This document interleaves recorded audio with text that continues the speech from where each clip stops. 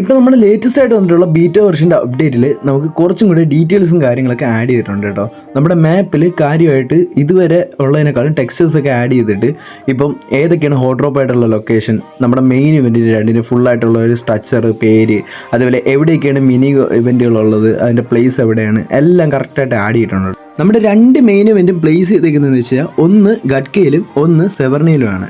നമുക്ക് ഇനി നമ്മുടെ മെയിൻ ഇവൻറ്റ് ഫുള്ളായിട്ടൊന്ന് എക്സ്പ്ലോർ ചെയ്യാം. ആദ്യം തന്നെ ഒരു കാര്യം പറയാനുള്ളതെന്ന് വെച്ച് കഴിഞ്ഞാൽ ഇവിടെ ലൂട്ടിൻ്റെ കാര്യത്തിൽ ഒരു ക്ഷാമമില്ല കേട്ടോ. വന്നിട്ടുള്ള എല്ലാ ഇവൻ്റ് പോലെ തന്നെ ഇവിടെയും നമുക്ക് ലൂട്ട് ഒരുപാട് കിട്ടുന്നുണ്ട്. എന്നിട്ട് ലൂട്ടിൻ്റെ കാര്യത്തിൽ ഒരു ക്ഷാമമില്ല. ഇനി ബീറ്റ വെർഷൻ ആയതുകൊണ്ടാണ് ഇത്രയും ലൂട്ടെന്ന് അറിയത്തില്ല. പക്ഷേ ഇതുവരെ ഉള്ള അപ്ഡേറ്റ് വെച്ചിട്ട് നമുക്ക് ലൂട്ടിൻ്റെ കാര്യത്തിൽ ഒരു ക്ഷാമവുമില്ല. പിന്നെ ഇടയ്ക്കിടയ്ക്ക് നമുക്ക് ഇതേപോലത്തെ കുഞ്ഞം ക്രേറ്റുകളുണ്ട്. അപ്പോൾ ഈ ക്രേറ്റിൽ നിന്നൊക്കെ ഇതേപോലത്തെ ചെറിയ കുട്ടിച്ചാത്തന്മാർ ഇതേപോലെ എണീച്ച് വരും. അവരെന്നിട്ട് എന്തെങ്കിലുമൊക്കെ കോമാളിത്തരങ്ങൾ കാണിക്കും. കാണാൻ നല്ല രസമാണ്. ചെറിയ ആനിമേഷനൊക്കെ കൊടുത്തിട്ടുണ്ട്, നല്ല രസമാണ്. ഞാനിപ്പോൾ ഒരു കില്ലെടുക്കുന്ന സമയത്ത് എൻ്റെ കുട്ടിച്ചാത്തൻ നോക്കിക്കോണേ, പുള്ളി എന്തുമാത്രം സന്തോഷിക്കുന്നുണ്ടെന്ന്. അപ്പം ആ ഒരു സന്തോഷത്തിൻ്റെ ആ ഒരു തിളക്കവും ഇതൊക്കെ കറക്റ്റായിട്ട് മേളിൽ ഇങ്ങനെ കാണിക്കുന്നുണ്ട്. ആനിമേഷൻ വയസ്സിൽ പക്കയായിട്ട് എല്ലാം ചെയ്തിട്ടുണ്ട് കേട്ടോ.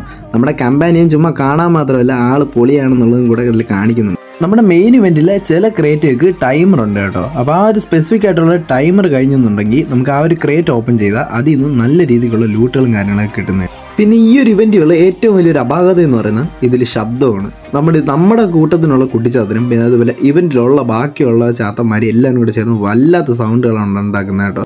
പിന്നെ ഇവൻറ്റിൽ തന്നെ നമ്മുടെ ലോബിയിൽ കണ്ട പോലെ തന്നെ ഒരുപാട് പഴയ ആർമേഴ്സ് ഉണ്ട്. അവിടെ പോയി കഴിഞ്ഞിട്ടുണ്ടെങ്കിൽ അവിടെ ഇതേപോലത്തെ കുറേ നമ്മുടെ കുട്ടിച്ചാത്തന്മാരുണ്ട്. ഇതെല്ലാം പഴയ പോരാളികളുടെ ആത്മാക്കൾ എന്നാണ് തോന്നുന്നത്. കാരണം ഇവിടുത്തെ എല്ലാ കവചത്തിലും ഇതേപോലത്തെ ആത്മാക്കളുണ്ട്. അവരെ ഇതേപോലെ അടിച്ച് കൊന്നുന്നുണ്ടെങ്കിൽ ഓൾറെഡി ചത്തവരാണ്, നമ്മൾ അവരെ ഒരിക്കൽ കൂടെ അടിച്ചു കൊന്നുന്നുണ്ടെങ്കിൽ ഇതേപോലെ ഒരു ആനിമേഷനൊക്കെ കാണിച്ചിട്ട് നമുക്ക് അവിടെ നിന്ന് ലൂട്ട് കിട്ടുന്നതാണ്. പിന്നെ റൂമുകളൊക്കെ എന്ന് പറയുന്നത് നമ്മുടെ മാൻഷനകത്തുള്ള റൂമുകൾ, പിന്നെ അതേപോലത്തെ ഒരു ഹോണ്ടഡ് ആയിട്ടുള്ള തീമിൽ പെയിൻറ്റ്, പിന്നെ ആ ഒരു സ്റ്റെയർ, ചിമ്നി ഹോള്, അങ്ങനത്തെ എന്ന് വെച്ച് കഴിഞ്ഞാൽ നമ്മുടെ ഒരു പക്ക ഹോണ്ടഡ് മാൻഷൻ എങ്ങനെയാണോ അതേപോലെ തന്നെ ഇറക്കുമതി ചെയ്തിട്ടുണ്ട്.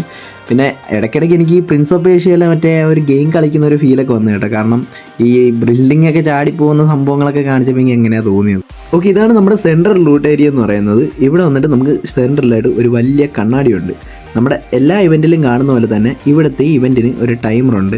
ആ ഒരു ടൈമർ കഴിഞ്ഞെന്നുണ്ടെങ്കിൽ നമുക്ക് ഈ ഒരു കണ്ണാടി ഓപ്പൺ ആക്കാൻ പറ്റുന്നതാണ്. ആ ഒരു ടൈമർ കഴിയുമ്പോൾ നമ്മുടെ കണ്ണാടിയുടെ ക്രാക്കിൽ നിന്നൊരു വെളിച്ചം വന്നിട്ട് ഓപ്പൺ കാണിക്കും കേട്ടോ. ഓപ്പൺ കൊടുത്തു കഴിയുമ്പം ഒരു രക്ഷയില്ലാത്തൊരു കിടിലൻ ആനിമേഷൻ ഉണ്ട്. കണ്ടുപോക്ക് കണ്ണാടി പൊട്ടിച്ചിട്ട് ഒരുപാട് പ്രേതങ്ങൾ ഇതേപോലെ വെളിയിൽ വരുവാണ്. ഒരു അടിപൊളിയായിട്ടുള്ളൊരു വേറെ ലെവൽ ആനിമേഷൻ തന്നെ പറയാം. കാണാൻ കൊള്ളാം, നല്ല രസമാണ് കണ്ടിരിക്കാനായിട്ട്. പിന്നെ എപ്പോഴത്തെയും പോലെ തന്നെ നമ്മൾ ആരാണോ തുറക്കുന്നത് അയാളുടെ ആ ഒരു സ്റ്റാച്ചു പിന്നെ നെയിം അത് ആ കറക്റ്റായിട്ട് അതേപോലെ കാണിക്കുന്നുണ്ട് കേട്ടോ അവിടെ. അപ്പോൾ ഇതൊക്കെയാണ് നമ്മുടെ മെയിൻ ഇവൻറ്റിലെ അകത്തുള്ള കാര്യങ്ങളെന്ന് പറയുന്നത്.